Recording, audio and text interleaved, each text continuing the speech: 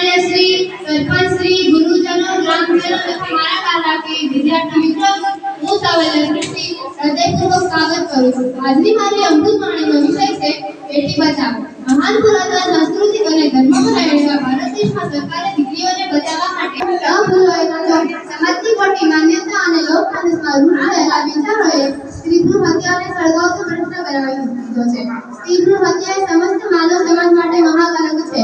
સરકાર સ્ત્રીઓ દ્વારા સ્ત્રીઓને પુરુષ સમાન અધિકાર આપવા પ્રયત્ન કરી રહી છે। બેટી બચાવો નીચેના પૈકી એક છે। ભારત દેશમાં પુરુષોની સરખામણીમાં સ્ત્રીઓનો સાક્ષરતા દર ખૂબ ઓછો છે। આ પણ સ્ત્રીઓના શોષણનું એક કારણ છે।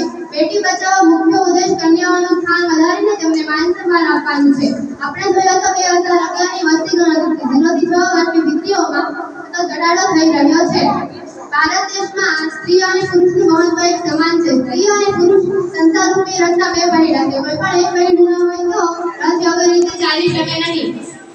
પોતાના ઘરમાં દીવો કરે તે દીકરો અને બીજાના ઘરમાં દીવો કરે તે દીકરી।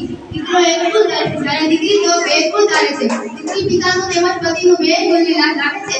નારી તો ખરેખર નારાયણી છે। અત્યારની પરિસ્થિતિમાં ઘણો સુધારો આવ્યો છે। વિવિધ યોજનાઓ અને સરકારના અઢળક પ્રયત્નોથી સ્ત્રીઓને મોભાનું સ્થાન પ્રાપ્ત થયું છે। આજે ભારત દેશમાં સ્ત્રીઓ વિવિધ ઉદ્યોગો પર છે। એ આપણા માટે ગૌરવની વાત છે। અંતમાં એટલું કહીશ કે દીકરો દીકરી સમાન કરીને મોભાનું સ્થાન આપીશું। બેટી હે તો કલ હે। જય હિન્દ, જય ભારત।